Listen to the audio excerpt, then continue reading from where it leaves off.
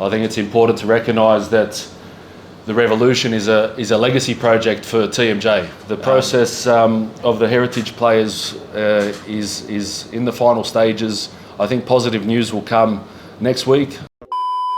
All right, these are the warriors who will don our national colors, who will fight with passion and pride, and who will give their all for the crest on their chest. Congratulations to all the 27 players. So now we would like to have Mr. Rob Friend, CEO of National Team, to deliver the opening speech. Thank you, Vatine. Thank you everyone for having me. And my name is Rob Friend, the CEO of the national team. I've been here for 2.5 months, and it's been an honor to work with the Federation and all the great staff and the people and all the sponsors. To be part of Malaysian football, I'm very proud, I'm very excited to be part of this project. And you know, this has just been the first few months at this project, and we're very excited to get started.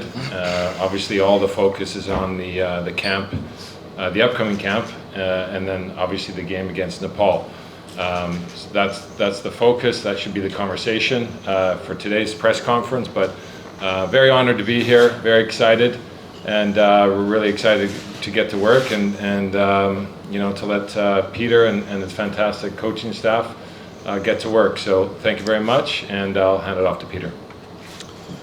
All right, thank you, Mr. Rob. We now invite the leader behind this team, the mastermind of our tactics, our head coach Peter Cklamovski, to share a few words and continue with the Q&A session together with Mr. Rob.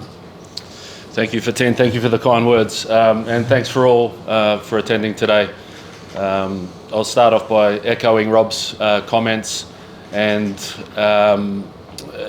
you know, firstly say how honoured and excited I am to be announcing the squad today, and you know, to be involved in a project led by His Royal Highness Crown Prince of Johor is a privilege, and comes with great responsibility.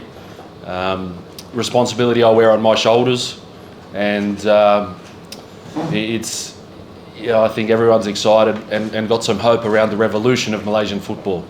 I think it's important to recognise that the revolution is a legacy project for TMJ. It's a long-term project, it's a long-term view, and what we're all doing here is building the foundation for that, for success to follow in the future. I know this country has massive dreams and big aspirations, and step by step this project can reach those great heights, but not overnight. And so while I'm framing that as a long-term view, I think it's important to note that we have a short-term focus in front of us, and that's a passion and a commitment to qualify for the Asian Cup as well.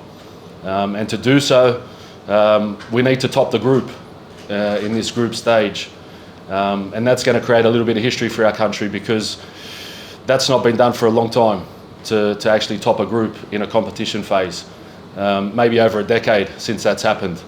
So, you know, there's no second place finish, there's no runner-up finish. The format's different. We have to be winners, we have to top the group.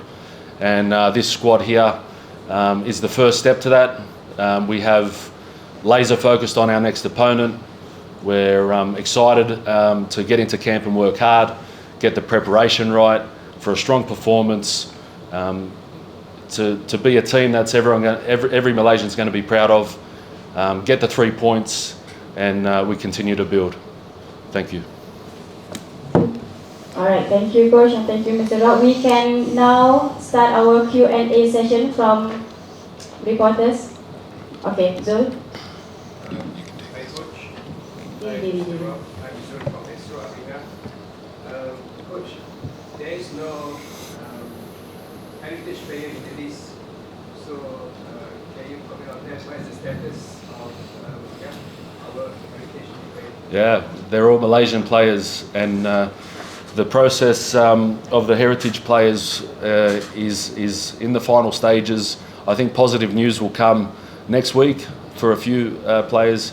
But I want to just say this: the heritage players, when they're announced, are Malaysian players. Yeah, whoever plays on the field are Malaysian players. Yeah, I'm selecting players that will be proud passionate and committed to play for Malaysia. So the heritage players, they're in final stages.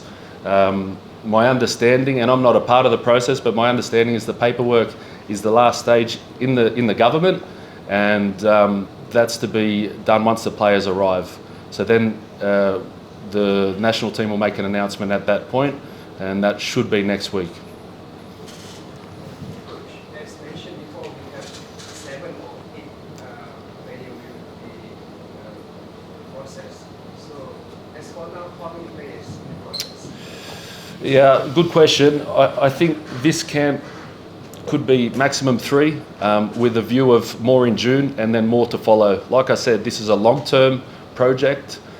This is an important part of the process for us as a national team. But again, like I say, more to come with an announcement next week. Hi, good morning. Ismail from TV3. When will you assemble the team, and you think you have ample time to prepare for the first match against Nepal? Yeah, so day 1 for our camp is on the 17th. It's a normal FIFA window for us. That's international football. It's not a long camp, but it's a camp that we're going to take as many steps as we can as a team, build a strong team mentality, and put out a performance against our next opponent with commitment, passion, intensity, to make every Malaysian proud. And whether it's a short camp or a longer camp, we'll make full use of the time together. Next.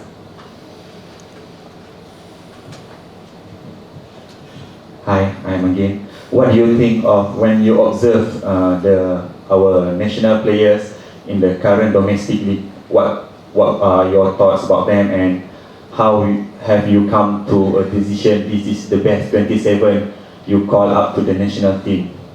Yeah, the first part of that is players that are going to play an exciting brand of football, be positive, aggressive, and have a real commitment to a team performance. We won't rely on one player. We rely on 11 players out on the pitch, and have that strong team mentality. Myself and all my committed staff have gone to many games. We've watched every game this season on video as well. And so within that, the framework is what sort of player can come in and play an exciting brand of football, who's going to be have that positive mind to do that. And like I said, I'm excited to get into the camp, put the work in, get our preparation right, and a strong performance, a team performance to get the 3 points. Hi Coach, good morning. I'm Rahmi from Majority. So my question is, as you know, the match is going to be held at SSI, which is at Johor, and the original for home for Malaysia is at Bukit Jalil, as you know. So maybe you have opinion about that. You didn't debut at the original home for Malaysia. Malaysia it's a home ground. It's in Malaysia, so it's a home ground advantage wherever we are. I hope the supporters get behind the players wherever we are, whether we're in Johor or KL, the national stadium. For me, it's a home ground.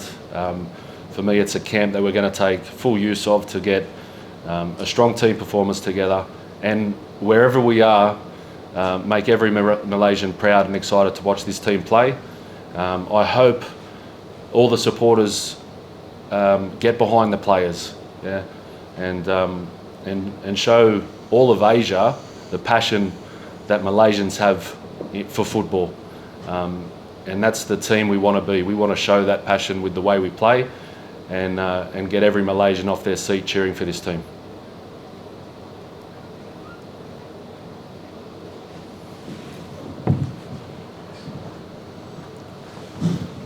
Hi, good morning. Ashraf here from Asia. One question for Coach. During training camp, is there will be any friendly match? No, we're not planning that. We're going to use the time out on the field altogether. The training concepts will be important for us.